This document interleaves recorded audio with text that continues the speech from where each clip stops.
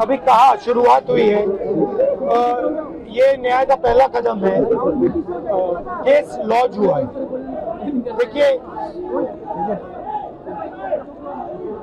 कितने दिन हो गए टोटल जब से आपको ये गोली लगी? 20 जुलाई को। आज 1 महीना हो गया। 1 महीना हो गया। छर्रे शरीर में है, 3 छर्रे आंख में है। आंख से इनको दिखाई नहीं देता है। 3-4 छर्रे दिल के पास है। साफ दिख रहा है कि एक युवा के साथ अन्याय हुआ है। और तब भी आज सुबह 11, साढ़े 11 बजे हम यहाँ आए। 1 महीने से ये घूम रहे हैं। 11:30 बजे आए, अभी 6:30 बज गए हैं। पौने 7 हो गए। तब जाके FIR फाइल किए। अब आप इमेजिन कीजिए, इस देश में कितने महिलाओं का बलात्कार होता है, रेप होता है, कितने बच्चों को मारा जाता है, कितने लोगों को गोली मारी जाती है, कितने लोगों के शरीर में छर्रे होते हैं। ये न्यू दिल्ली, बिल्कुल दिल्ली के बीच में पुलिस स्टेशन है। यहाँ पे न्याय नहीं मिल रहा है। अब इमेजिन कीजिए, गांव के किसी पुलिस स्टेशन में या छोटे से शहर के किसी पुलिस स्टेशन में क्या होता है। हमने यहाँ पे कोई गलत काम नहीं किया है। हमने सिर्फ एक हिंदुस्तान के नागरिक के लिए, उसकी माँ के लिए, उसके पिता के लिए न्याय मांगा है। और उसके लिए 8 घंटे लग गए। और फाइनल, बड़ी इंटरेस्टिंग बात, फाइनल परमिशन फाइनल होके होम सेक्रेटरी और अमित शाह जी को देना पड़ा। तब इन्होंने जाके फाइनल FIR दिया है। तो आप समझ जाइए FIR रोक कौन रहा था। ये बेचारे जो पुलिस वाले हैं, ये चाहते थे FIR करना, वो वाले भी चाहते थे FIR करना, बट ऊपर से न्याय की ब्रेक लगी हुई है। धन्यवाद। राहुल गांधी बता रहे थे कि किस तरह से FIR उन्हें करवानी पड़ी और करवाने के लिए उन्हें क्या क्या करना पड़ा, इतने घंटे लग गए। हम इस समय हमारे संवाददाता हिमांशु मिश्रा के पास आपको लिए चलते हैं और हमारे 2 संवाददाता हमारे साथ हैं। राहुल भी हैं, हिमांशु भी हैं।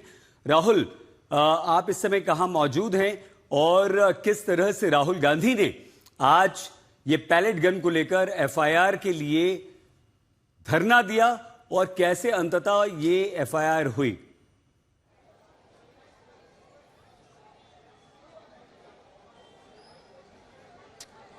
देखिए, मैं पार्लियामेंट स्ट्रीट पुलिस स्टेशन के अंदर मौजूद हूं और ठीक DCP दफ्तर के बाहर बाहर खड़ा हूं, जहां पर राहुल गांधी 8 घंटे बैठे थे। उनके साथ में साहिल लोचप, जो कि हरियाणा से आते हैं, वो भी थे। उनकी माताश्री भी थी, प्रियंका गांधी वाड्रा थी। इसके अलावा तमाम सांसद थे।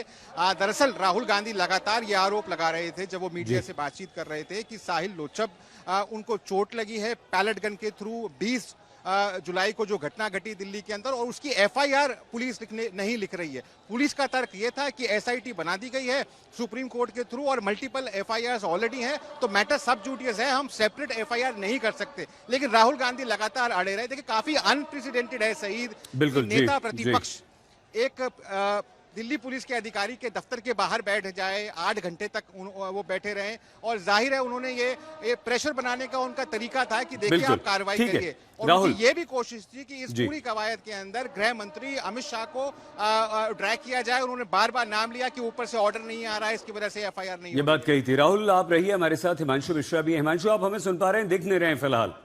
हिमांशु,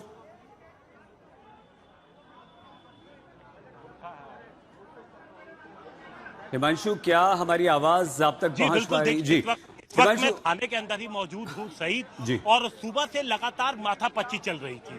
और जो यहाँ पे हिमांशु, हम सुन रहे हैं आपको, प्लीज अपनी बात पूरी कीजिए। यहाँ पर सुबह से माथापच्ची चल रही थी। दरअसल जानकारी मिली है सईद, वो जब पुलिस सोर्स से हमने बात की तो हमें पता लगी कि आखिर FIR करनी थी। तो सामने ये बात आई है कि जो कॉलम था जहां पर आरोपी का नाम एफआईआर में लिखा होता है, उसको लेकर के काफी जो भी गतिरोध था उसको लेकर के बना हुआ था कि वो कॉलम जो है वो अज्ञात, उसमें किसी का नाम नहीं लिखना है।